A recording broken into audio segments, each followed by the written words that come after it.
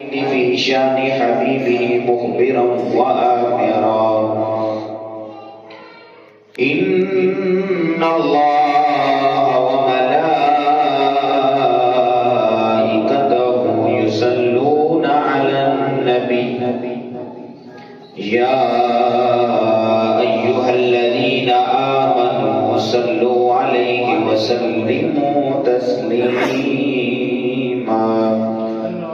آواز بلند محبت کے ساتھ درود و سلام کا نذرانہ پیش کیجیے. الصلاۃ والسلام علیک یا سیدی یا رسول اللہ وعلی آلک واصحابک یا سیدی یا نبی اللہ. الصلاۃ والسلام یا رسول اللہ وعلی آلک واصحابک یا سیدی یا رحمۃ للعالمین. بے وفائیوں میں سے ایک بے وفائی یہ ہوتی ہے، اور اسے اگر دنیا کی سب سے بڑی بے وفائی کہا جائے تو کم نہیں ہوگا کہ بندے کے سامنے جب حضور صلی اللہ علیہ وسلم کا تذکرہ کیا جائے، آپ کے نام کا ورد کیا جائے، ذکر کیا جائے تو بندہ خاموش رہے. خاموشی نہیں، پھر محبت کے ساتھ انسان کو پڑھنا چاہیے. محبت کا تقاضا یہ ہے کہ جب حضور صلی اللہ علیہ وسلم کا ذکر ہو تو محبت کے ساتھ انسان جھوم جھوم کر آقا علیہ الصلوۃ والسلام کی ذات مقدسہ پر درود و سلام پڑھے. الصلاۃ والسلام علیک یا سیدی یا رسول اللہ وعلی آلک واصحابک یا سیدی یا نبی اللہ. الصلاۃ والسلام علیک یا سیدی یا رسول اللہ وعلی آلک واصحابک یا سیدی یا رحمۃ للعالمین. وقال النبي صلى الله عليه وسلم لا يؤمن أحدكم حتى أكون أحب إليه من والده وولده والناس أجمعين. اللہ رب العزت کی حمد و ثنا اور حضور سرور انبیاء صلی اللہ علیہ وسلم آپ کی ذات مقدسہ پر درود و سلام کا نذرانہ پیش کرنے کے بعد نہایت واجب الاحترام معزز سامعین احتشام، اللہ رب العزت کا لاکھ لاکھ شکر ہے کہ جس رب تعالیٰ نے آج پھر ہم سب کو نماز جمعہ ادا کرنے کی توفیق بخشی. دعا ہے خالق لم یزل ہماری اس حاضری کو اپنی بارگاہ کے اندر قبول و منظور فرمائے، میری زبان پر کلمات حق جاری فرمائے اور مجھ سمیت آپ سب کو اس پر عمل کرنے دوسروں تک پہنچانے کی توفیق عطا فرمائے. معزز سامعین، شعبان المعظم کا مہینہ شروع ہو چکا ہے اور یہ مقدس مہینہ برکتوں والا مہینہ جسے حضور صلی اللہ علیہ وسلم نے فرمایا کہ شعبان میرا مہینہ ہے اور رمضان المبارک میری امت کا مہینہ ہے. اور یہ وہ مہینہ کہ جس پہ کے بارے میں آتا ہے کہ کوئی اور مہینہ نہیں جس میں سرکار علیہ الصلوۃ والسلام نے رمضان المبارک کے علاوہ کسی اور مہینے کے پورے روزے رکھے ہوئے، لیکن شعبان کا مہینہ ایسا ہے کہ جس میں حضور علیہ الصلوۃ والسلام نے اس مہینے کے بھی سارے روزے رکھے. اور اس میں انسان کو عبادت کے لیے تیار ہونا چاہیے. یہ نہیں کہ جیسے ہی انسان اس کی روٹین ہے، جس طرح وہ زندگی گزار رہا ہے اسی طرح وہ گزار ہی رہا ہے، بلکہ دیکھیں اللہ رب العزت کا ہم پر انعام و اکرام کیا ہوتا ہے. کبھی ہمیں شب معراج عطا کی ہے، کبھی شب قدر عطا کی ہے، طرح طرح کی راتیں ہمیں اللہ رب العزت عطا کر رہا ہے. کہ کس وجہ سے پھر آگے یہ رمضان المبارک کا مہینہ آ رہا ہے. اس وجہ سے ہمیں یہ طرح طرح کی نعمتیں اللہ رب العزت اپنے بندوں سے بڑا پیار کرتا ہے, بڑی محبت کرتا ہے. فقط وہ انسان کو اس صورت میں لانا چاہتا ہے کہ بندہ میرے حکم کی بجاوری کرتے ہوئے میری بارگاہ میں سجدہ ریزی کرتے میں اس کے تمام گناہوں کو معاف فرما دوں. یہ تو انسان کے پاس موقع ہوتے ہیں اور انسان ان کو بھی غفلت میں گزار دیتا ہے. تو گزارش یہ ہے کہ آپ کو اللہ نے یہ مہینہ شعبان المعظم عطا کیا اور دعا کرتے ہیں کہ اللہ رب العزت ہمیں رمضان المبارک بھی نصیب فرمائے. اور حضور علیہ الصلوۃ والسلام رجب شعبان اور رمضان جب یہ مہینے آتے تھے نا, حضور علیہ الصلوۃ والسلام دعا کیا کرتے تھے, اللہم بارک لنا فی رجب و شعبان وبلغنا رمضان, کہ یا الہ العالمین ہمارے رجب میں ہمارے شعبان میں برکت عطا فرما اور ہمیں رمضان المبارک نصیب فرما. تو یہ دعا بھی کثرت سے ہمیں ان مہینوں میں کرنی چاہیے. اللہم بارک لنا فی رجب و شعبان وبلغنا رمضان. تو یہ مہینہ آپ کو نصیب ہو چکا ہے, آپ یہ گزار رہے ہیں, خوش نصیب ہے, اور اس میں پوری کوشش کریں کہ اپنے حبیب کو اور اپنے پیارے کریم کو اور اللہ رب العزت کی ذات مقدسہ کو راضی کر رہے ہیں. جب وہ راضی ہو گئے, ہم نا ساری زندگی لگے رہتے ہیں فلاں بندہ ناراض ہے, فلاں ناراض ہے, اس کو راضی کرنے کے لیے کوشش میں لگے رہتے ہیں. راضی کرنا بھی چاہیے لیکن شریعت کے دائرے کے اندر رہ کر کس کے ساتھ ہمیں دوستی رکھنی ہے, کس کے ساتھ محبت رکھنی ہے, کس کو راضی رکھنا ہے. لیکن ہم دنیا دار کو ایسے بندے کو راضی کر رہے ہوتے ہیں جو اللہ کا نافرمان ہوتا ہے, اس کے پیارے حبیب کا نافرمان ہوتا ہے. اس میں اب اس کو راضی کر کے ہم اللہ اور اس کے پیارے حبیب کو ناراض کر رہے ہوتے ہیں, یعنی ہم شیطان کو خوش کر رہے ہوتے ہیں. اب انسان کے پاس موبائل ہے, اچھی چیزیں بھی ہیں بری بھی ہیں, انسان سوچے میں کس کو راضی کر رہا ہوں, کیا یہاں پر مجھے جو سہولیات میسر ہیں, قرآن مجید کی تلاوت اگر میں ویسے نہیں کر سکتا, قرآن مجید کی تلاوت یہاں کر لوں, کوئی حدیث مبارکہ پڑھ لوں, تو کیا اس لیے میں اس کو استعمال کر رہا ہوں یا شیطان کو راضی کر رہا ہوں. تو ساری زندگی اگر ہم شیطان کو راضی کرتے رہے اور اگر ہم سکون طلب کریں تو سکون میسر نہیں آ سکتا. اگر ہم فقط اللہ اور اس کے رسول کی رضا کی خاطر ہر کام کر لیں, دنیا میں بھی سکون مل جائے گا, بروز معاشر بھی سکون مل جائے گا. تو مین چیز جو سب سے مقدم چیز ہے حضور علیہ الصلوۃ والسلام کی رضا اور حضور علیہ الصلوۃ والسلام کی محبت کا انسان کے دل میں ہونا. خطبے کے اندر جو حدیث مبارکہ پڑھی, حضور علیہ الصلوۃ والسلام نے ارشاد فرمایا, لا یؤمن احدکم حتی اکون احب الیہ من والدہ وولدہ والناس اجمعین. تم میں سے کوئی بندہ اس وقت تک مومن نہیں ہو سکتا جب تک اپنے مال, اپنے اولاد اور اپنی جانوں سے بڑھ کر ان سے محبت نہیں کر رہے.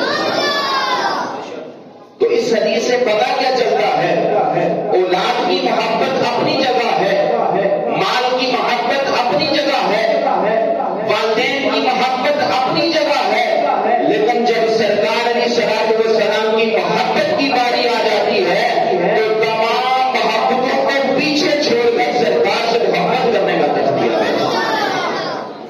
اور یہ محبت, اب یہ انسان اگر سوچے, انسان کو تو اس چیز کا مکلف بنایا گیا ہے جس کی اس کے اندر طاقت ہے. جس انسان کے اندر جس چیز کی طاقت ہوتی ہے اتنا ہی اس کو مکلف کیا جاتا ہے. لیکن یہ جو محبت ہے یہ تو ایک غیر اختیاری چیز ہے, انسان کے بس کی بات ہی نہیں ہے, انسان کا اس کے اوپر کوئی داؤ ہی نہیں چلتا, اس کے ساتھ محبت ہو جاتی ہے اسے پتہ ہی نہیں چلتا ہے, غیر اختیاری چیز ہے. لیکن یہاں پر محبت کی دو قسمیں کی گئی ہیں, ایک محبت ہوتی ہے محبت طبعی اور ایک محبت ہوتی ہے محبت عقلی. محبت طبعی یہی ہے کہ انسان کو اپنی اولاد سے محبت ہو جاتی ہے, ہر انسان کے دل میں اس کی اولاد کی محبت ہوتی ہے, یہ طبعی طور پر ہے. اس کے والدین کی محبت یہ طبعی طور پر ہے, رشتہ داروں کی محبت, دیگر احباب کی محبت طبعی طور پر ہے. اس پر انسان کو کوئی اختیار نہیں ہوتا ہے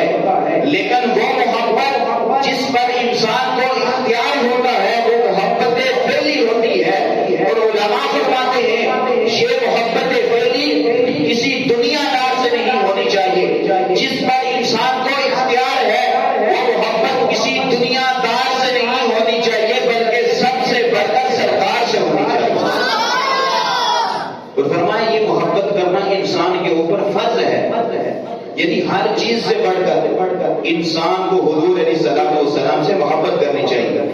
آج کچھ ہی دنوں میں ہی ایک بندے نے پھر صحابہ کرام رضوان اللہ علیہم اجمعین ان پر گستاخی کی، نعوذ باللہ۔ آج پتہ نہیں ہم کس طرف جا رہے ہیں کہ وہ صحابہ کرام جنہوں نے حضور علیہ الصلوۃ والسلام سے محبت میں انتہا کر دی، ان کی محبت کو اگر بیان کیا جائے تو الفاظ ختم ہو جائیں گے، ان کی محبت کا ایک باب پورا نہیں ہو سکتا ہے۔ اور انہوں نے جو محبت بڑی کی ہے اپنے مال سے بھی بڑھ کر، اپنی جانوں سے بھی بڑھ کر، اپنے رشتہ داروں سے بھی بڑھ کر، حتیٰ کہ اپنے والدین سے بھی بڑھ کر انہوں نے سرکار علیہ الصلوۃ والسلام سے محبت کی ہے۔ سیدنا صدیق اکبر رضی اللہ تعالیٰ عنہ، اللہ اکبر، ایک جنگ کے اندر غزوہ بدر کے اندر کیا واقعہ ہوتا ہے کہ جب وہ واقعہ مکمل ہو گیا، سیدنا صدیق اکبر حضور علیہ الصلوۃ والسلام کی محبت میں وہاں پر موجود ہیں، اور اسی جنگ کے اندر آپ کا بیٹا عبد الرحمن وہ کفار کی طرف سے لڑ رہا تھا۔ ہم محبت رسول کی ایک جھلک دیکھیے اور کیسے ہمارے اصحاب نے حضور علیہ الصلوۃ والسلام سے محبت کی ہے، اور آج ہم بڑی بڑی زبانیں نکال کر اصحاب کو ہی بن جاتے ہیں۔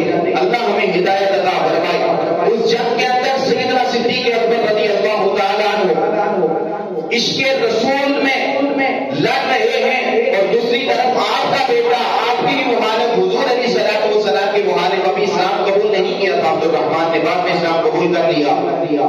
اس وقت اسلام قبول نہیں کیا تھا، تو بعد میں جب جنگ ہوگی، سارا معاملہ ہو گیا، اسلام قبول کر دیا، تو بیٹا باپ سے کہنے لگا، سیدنا صدیق اکبر سے، کہ اے میرے والد گرامی، اس جنگ کے اندر آپ بارہا مرتبہ میری تلوار کے نیچے آتے رہے، لیکن میں نے شفقت فطری کی وجہ سے، آپ کو والد کی شفقت کی وجہ سے بالغ سمجھ کر میں نے آپ پر تلوار نہیں چلائی۔ سیدنا صدیق اکبر رضی اللہ تعالیٰ عنہ آپ کا جواب سنیے اور عشق رسول دیکھیے، کہا ہے میرے بیٹے تم نے تو مجھے باپ سمجھ کر چھوڑ دیا، خدا کی قسم اگر ایک مرتبہ بھی تو اس جنگ کے اندر میری تلوار کے نیچے آ جاتا تو سرکار کا دشمن سمجھ کر تمہاری گردن کو تم سے جدا کر دیتا۔ یہ تھی وہ صحابہ کرام کی محبت جس کا انہوں نے ہمیں درس دیا ہے کہ باپ کی محبت ایک طرف ہے، لیکن اگر باپ حضور علیہ الصلوۃ والسلام کا نافرمان ہے پھر کوئی محبت نہیں ہے۔ باپ حضور علیہ الصلوۃ والسلام کا دشمن ہے پھر کوئی محبت نہیں ہے۔ اور پھر حضور علیہ الصلوۃ والسلام کے اصحاب نے ہمیں یہ درس دیا کہ بیٹا اس سے محبت اپنی جگہ ہے، بجا ہے، لیکن اگر وہ حضور علیہ الصلوۃ والسلام کا دشمن ہے تو پھر کوئی محبت نہیں ہے۔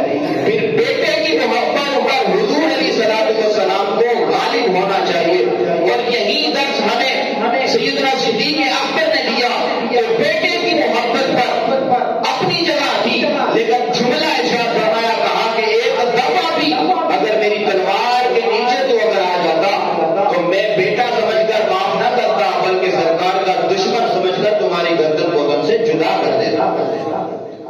اس لیے معزز امین، اپنی اولاد کی، والدین کی محبت اپنی جگہ ہے، لیکن جب محبت رسول صلی اللہ علیہ وسلم کی باری آ جاتی ہے پھر انسان کو تمام محبتوں کا پس پشت ڈال کر سب سے بڑھ کر سرکار سے محبت کرنی چاہیے۔ اور اسی کا ہمیں اصحاب نے بھی درس دیا، اور دیگر جتنے بھی اصحاب، تابعین، تبع تابعین، علماء راشدین اور جتنے بھی ہمارے اولیاء کرام بزرگان دین ہیں، انہوں نے محبت رسول کا ہی درس دیا ہے۔ اور پھر آج ان اولیاء اللہ کے بارے میں، ان اصحاب کے بارے میں ہم طرح طرح کی باتیں کر رہے ہوتے ہیں۔ اب محبت رسول میں دوسرا واقعہ جو ہوا، اللہ اکبر، حذیفہ بن عتبہ، یہ عتبہ جو ہے یہ بہت کفار کا جو بڑا سردار ہے، اسے کس کا نام ہے؟ عتبہ، شیبہ اس کا بھائی، اور ولید یہ عتبہ کا بیٹا تھا۔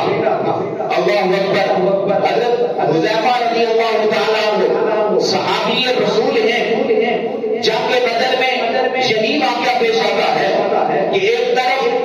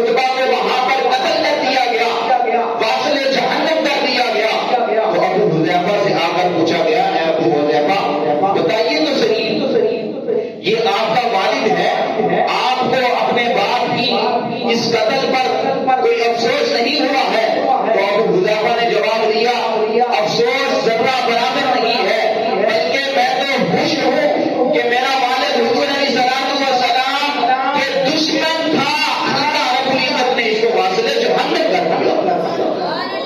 ایک طرف والد تھا اور دوسری طرف محبت رسول تھی، ذرہ برابر کوئی افسوس نہیں ہوا، کوئی غم نہیں ہوا۔ کہا کہ والد تھا اپنی جگہ تھا، لیکن آقا علیہ الصلوۃ والسلام کا دشمن تھا۔ اگر حضور علیہ الصلوۃ والسلام کا دشمن ہے تو حذیفہ کے ساتھ اس کا کوئی تعلق نہیں۔ محبت رسول کو غالب رکھا، والد پر حضور علیہ الصلوۃ والسلام کی محبت غالب ہونی چاہیے، بیٹے پر حضور علیہ الصلوۃ والسلام کی محبت غالب ہونی چاہیے۔ الغرض دنیا کا جتنا سے جتنا مرضی آپ کو عزیز رشتہ ہو، اس سے بڑھ کر حضور علیہ الصلوۃ والسلام سے محبت ہونی چاہیے۔ یہی محبت رسول کا تقاضا ہے۔ اب حضور علیہ الصلوۃ والسلام کے ساتھ جو محبت ہے یہ کس وجہ سے ہونی چاہیے؟ دنیاوی طور پر اگر دیکھا جائے تو انسان کو کسی کے ساتھ جو محبت ہوتی ہے وہ کس وجہ سے ہوتی ہے؟ دنیاوی طور پر انسان کسی کے حسن و جمال کو دیکھتا ہے تو اس سے محبت ہو جاتی ہے، یعنی اس کا چہرہ خوبصورت ہوتا ہے، اس کو دیکھتا ہے تو اس سے محبت ہو جاتی ہے۔ لیکن آؤ آقا کے غلاموں، آپ کے حضور علیہ الصلوۃ والسلام کی بارگاہ میں ہو جاتا ہوں، تم نے تو دنیا کے ان حسین چہروں پر اپنی محبت کو فدا کر دیا ہے۔ کائنات میں سب سے حسین جس کا چہرہ ہے اس کا محمد مصطفیٰ کہتے ہیں۔ اپنی محبت کو دنیا کی محبت میں ضائع نہ کرو، بلکہ جس سے محبت کرنی ہے، جس پر اپنی محبت کو اجاگر کرنا ہے، اس پر اپنی محبت کو اجاگر کر دو۔ وہ مدینے کا تاجدار وہ جہاں کے والی ہیں جن کو اللہ رب العزت نے کائنات کا سب سے زیادہ حسین بنا کر دیکھا۔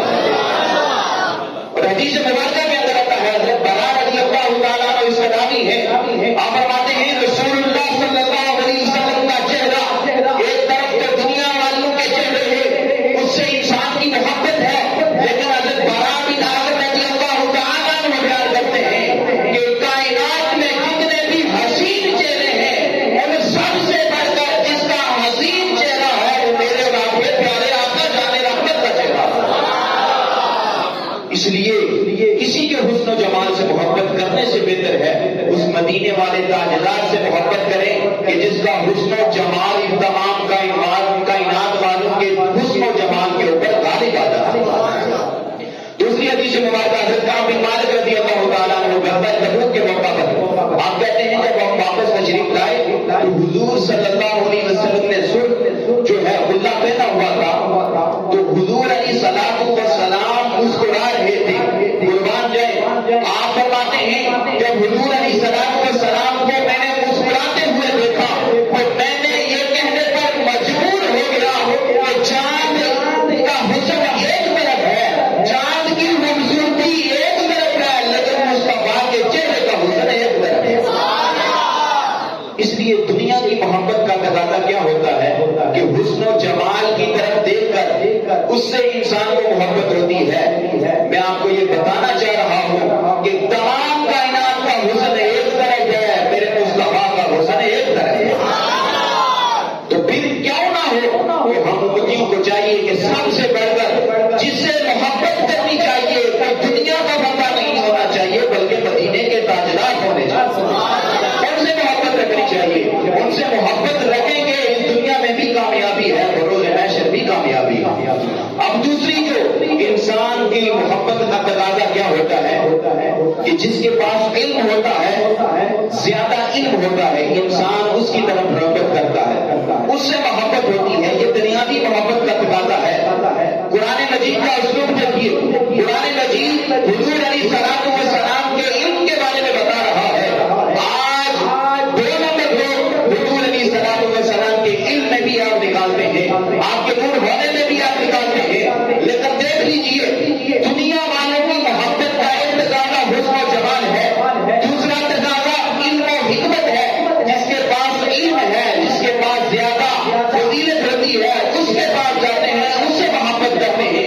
اللہ رب العزت قرآن مجید فرقان حمید کے اندر ارشاد فرما رہا ہے، وَمَا أُوتِيتُم مِّنَ الْعِلْمِ إِلَّا قَلِيلًا۔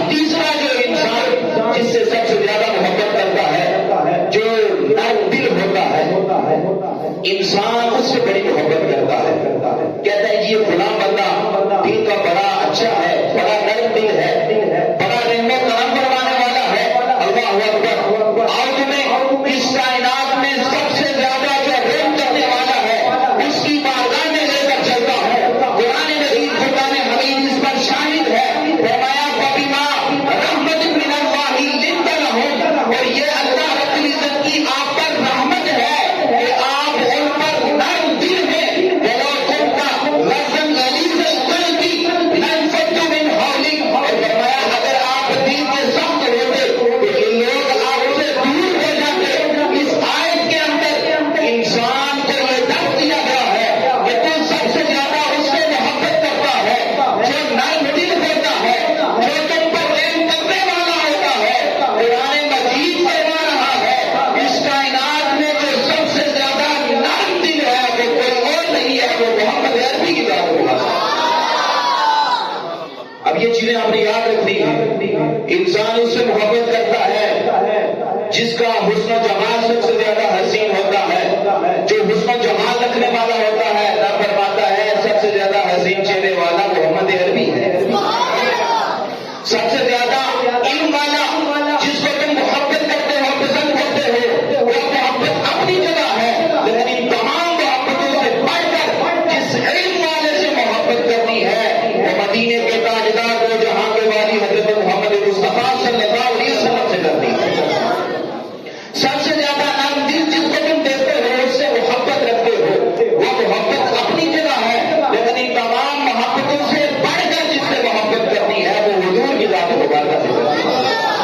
اب اگلا مرحلہ، انسان جس سے محبت کرتا ہے اچھے اخلاق دیکھ کر کہتا ہے جی فلاں بندے کے اخلاق بہت اچھے ہیں تو میں اس وجہ سے اس سے محبت کرتا ہوں۔ اور انسان کو محبت ہونی بھی چاہیے، جس کے اخلاق اچھے ہوں اس کے ساتھ انسان کے اچھے تعلقات ہونے چاہیے، اس کی صحبت میں بیٹھنا چاہیے، اس سے دوستی رکھنی چاہیے۔ صحبت کا اثر ہوتا ہے، محبت ہوتی ہے، لیکن یہ دنیا کا اصول ہے۔ قرآن مجید کا اصول دیکھیے، اللہ رب العزت نے جو اصول ہمیں بتایا ہے، فرمایا کہ جس کے اخلاق اچھے ہوتے ہیں تم اس سے سب سے زیادہ محبت کرتے ہو، جو اس کے اخلاق میں سب سے زیادہ حسین لگتے ہیں، تمہارے دل میں اس کی محبت پیدا ہو جاتی ہے۔ فرمایا یہ محبت ایک طرف ہے، قرآن مجید فرما رہا ہے وَإِنَّكَ لَعَلَىٰ خُلُقٍ عَظِيمٍ، اے حبیب ہم نے آپ کو سب سے زیادہ حسین اخلاق والا بنا ہے۔ تو پتہ کیا چلتا ہے، دنیا والوں کے اخلاق اچھے ہونا ایک طرف ہے، ان سے محبت ہونا ایک طرف ہے، اور ان تمام سے بڑھ کر جس سے محبت ہونی چاہیے وہ محمد عربی کی ذات کی بات ہے۔ یہ دنیا کی محبت کے تقاضے ہیں، قرآن مجید ہمیں حضور علیہ الصلوۃ والسلام سے محبت کا رہا دے رہا۔ اب جس سے انسان کو محبت ہوتی ہے نا اس کی باتوں پر انسان کو عمل بھی کرنا چاہیے۔ آج لوگ کیا کہتے ہیں، وہ فلاں بندہ روزانہ کی بڑی بڑی تسبیح اس نے پکڑی ہوئی ہے اور پتہ نہیں دن میں کتنی بار پڑھتا ہے، بڑا نیکوکار ہے۔ یہ انسان کی سوچ ہے، لیکن فلاں بڑا نمازی ہے، بڑا پرہیزگار ہے، مسجد میں ہی بیٹھا رہتا ہے، طرح طرح کی باتیں کرتا رہتا ہے۔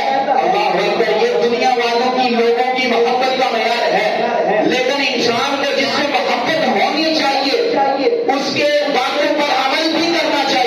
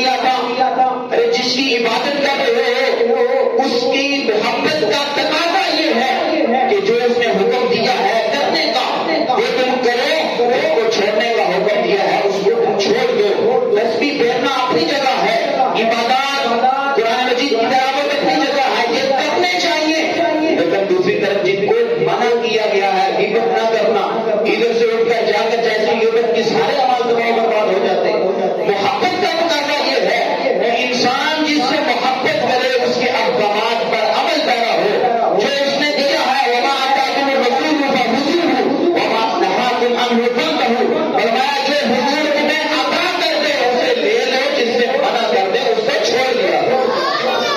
تو انسان کی محبت کا تقاضا کیا ہونا چاہیے؟ جو حضور علیہ السلام جس چیز کو پسند فرماتے ہیں ہمیں وہ کرنی چاہیے، اور جس کو حضور علیہ السلام نے کہا کہ یہ نہیں کرنی، انسان کو پھر اس کو ترک کرنا چاہیے۔ اب انسان کی ایک اور محبت کا تقاضا، اللہ اکبر، قربان جائے، حضور علیہ السلام سے محبت، اور پھر دنیاوی محبت کی طرف دیکھیے۔ دنیاوی انسان اس شخص سے محبت کرتا ہے جو اسے مصیبت سے نجات دے دیتا ہے۔ کہتا ہے جی یہ بندہ مجھے مصیبت سے نجات کس نے دی تھی، تو ایٹومیٹیکلی انسان کے دل میں نا اس کی محبت آ جاتی ہے، یعنی بندہ مصیبت کے وقت میرے کام آیا تھا تو اس کی محبت دل میں پیدا ہو جاتی ہے۔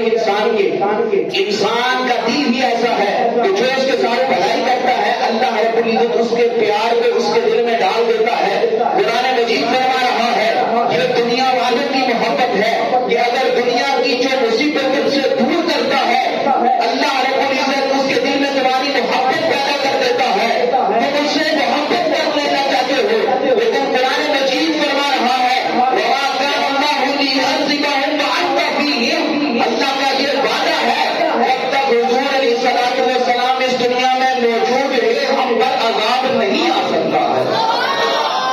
پہلی امتوں کا حال دیکھ لیں، رات کو گناہ کرتے تھے، صبح ماتھے پر لکھ دیا جاتا تھا یہ گناہ، آج ہم کس وجہ سے بچے ہوئے ہیں؟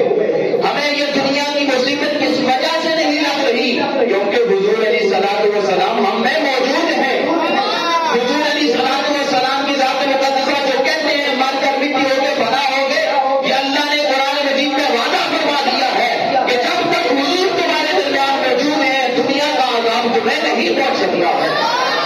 آج کیا وجہ ہے کہ طرح طرح کے ظلم و ستم فلسطینیوں پر کیے جا رہے ہیں، لیکن ان کی شکلیں تبدیل نہیں ہو رہی، بندر نہیں بن رہے، خنزیر نہیں بن رہے؟ وجہ نہیں ہے کہ اللہ نے قرآن مجید میں ارشاد فرما دیا وَمَا أَرْسَلْنَاكَ إِلَّا رَحْمَةً لِّلْعَالَمِينَ، اے حبیب ہم نے آپ کو تمام جہانوں کے لیے رحمت بنا، تو پھر حضور ان کے لیے بھی رحمتیں اس وجہ سے عذاب سے بھی بچے ہوئے ہیں۔ لیکن جب وعدہ آ جائے گا بروز محشر، اب یہاں پر ایک اور بات سمجھانا چاہوں گا کہ اب ہمارے اندر جو دل کی محبت ہے وہ اس وجہ سے ہوتی ہے کہ غلام بندے نے مجھے اس دنیا کی مصیبت سے نجات دی ہے، اس سے بڑی محبت ہو جاتی ہے وہ کل بروز محشر جب نفسا نفسی کا عالم ہوگا وہاں کوئی بچانے والا نہیں ہوگا، وہاں محمد مصطفیٰ کی ذات بچانے کے لیے آ جائے۔ دنیا کی مصیبتیں ایک طرف ہیں اور ان کی محبت ایک طرف ہے، اور بروز محشر جو مصیبتوں سے نجات دلائے گا اس کی محبت ہونی چاہیے۔ اب وہاں کیا عالم ہوگا؟ وہاں پر جب بروز محشر کا حال ہوگا نا تو تمام امتیں وہاں پر جمع ہوں گی، توجہ رکھیے گا، تمام امتیں وہاں پر جمع ہوں گی۔ آپ جو صرف اللہ اللہ کی رٹ لگا رہے ہیں وہ بھی ذرا توجہ کیجیے گا، وہاں پر تمام امتیں جمع ہوں گی اور تمام امت جمع ہو کر یہ التجا کریں گی کاش آج کوئی ہماری سفارش کرنے والا ہو اور آج کی اس دن کی سختی سے ہمیں نجات مل جائے۔ بروز محشر کا جو دن ہوگا تو تمام امتیں وہ لوگ اکٹھے ہو کر کس کی بارگاہ میں جائیں گے؟ سب سے پہلے سیدنا حضرت آدم علیہ السلام کی بارگاہ میں جائیں گے۔ حضرت آدم علیہ السلام کی بارگاہ میں جب حاضر ہوں گے آدم علیہ السلام کہیں گے آج میں کچھ نہیں کر سکتا، جاؤ حضرت نوح علیہ السلام کے پاس چلے جاؤ۔ وہاں پر حضرت آدم علیہ السلام کی سفارش بھی قبول نہیں ہوگی، اللہ کو منانا ہوگا، تو حضرت آدم علیہ السلام بھی کہیں گے آج میری کوئی نہیں سنی جانے والی، جو حضرت نوح علیہ السلام کے بعد حضرت نوح علیہ السلام کے بعد جب سب جمع ہو کر گزارش کریں گے ہمیں اس دن سے نجات دلا دیں، حضرت نوح علیہ السلام کہیں گے جو حضرت ابراہیم علیہ السلام کے پاس وہ اللہ کے خلیل ہیں ان کے پاس جا کر التجا کرو، آج میں کچھ نہیں کر سکتا ہوں۔ حضرت ابراہیم علیہ السلام کے پاس سب جمع ہوں گے، حضرت ابراہیم علیہ السلام بھی کہیں گے آج میں کچھ نہیں کر سکتا، جاؤ حضرت موسیٰ علیہ السلام کے پاس، اللہ نے ان سے کلام فرمایا ہے، جاؤ ان کے پاس، وہ تمہیں اس دن سے نجات دلا دیں گے۔ حضرت موسیٰ کہیں گے جاؤ حضرت عیسیٰ علیہ السلام کے پاس، وہ جو مردوں کو زندہ کیا کرتے تھے، شاید تمہاری وہ مصیبت کو دور کر دیں، لیکن تمام انبیاء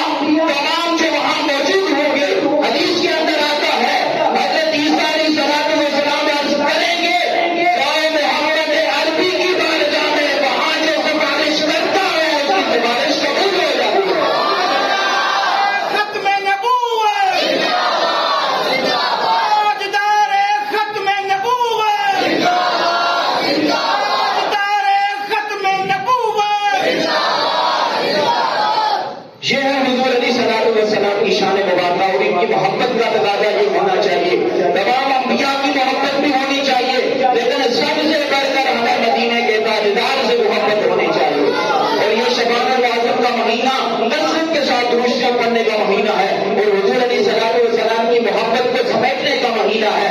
جب حضور علیہ السلام کی بارگاہ میں امتی سارے اکٹھے ہو کر جائیں گے، ہر طرف سے جواب آئے گا آج ہم کچھ نہیں کر سکتے. سرکار کی بارگاہ میں آئیں گے، حضور علیہ السلام اللہ کی بارگاہ میں سجدہ ریزی کرا دیں گے. آج ہمارا حال کیا ہے؟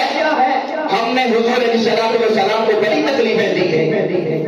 ان کے احکامات جو انہوں نے بتائے ان کی ہم نے تجزیہ بغیر کر رکھ دی ہے، لیکن وہ جانے کا علاج کا محشر بھی ہمارے لیے اللہ کی بارگاہ میں سجدہ ریزی کریں گے. اور حضور علیہ السلام اللہ رب العزت سے ہماری بخشش کی دعا کریں گے، جہاں تک کہ اللہ رب العزت اپنے پیارے حبیب کی امت کو بخش دے گا.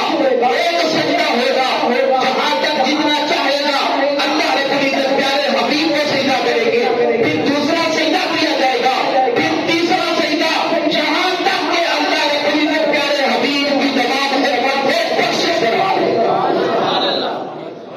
اب دیکھ لیجیے، یہ حضور علیہ السلام کی شفاعت کبریٰ ہے. اور پھر ہمیں جو دنیا کی مصیبت کو دور کرنے والا ہے، اس کی محبت اگر ہمارے سینوں میں پیدا ہو جاتی ہے تو جو دنیا کی مصیبتوں کو بھی دور کرنے والا ہے، جو روز محشر کی مصیبتوں کو دور کرنے والا ہے، اس سے سب سے بڑھ کر محبت ہونی چاہیے. اللہ تعالیٰ ہمیں حضور جانے کا عنایت صلی اللہ علیہ وسلم کی محبت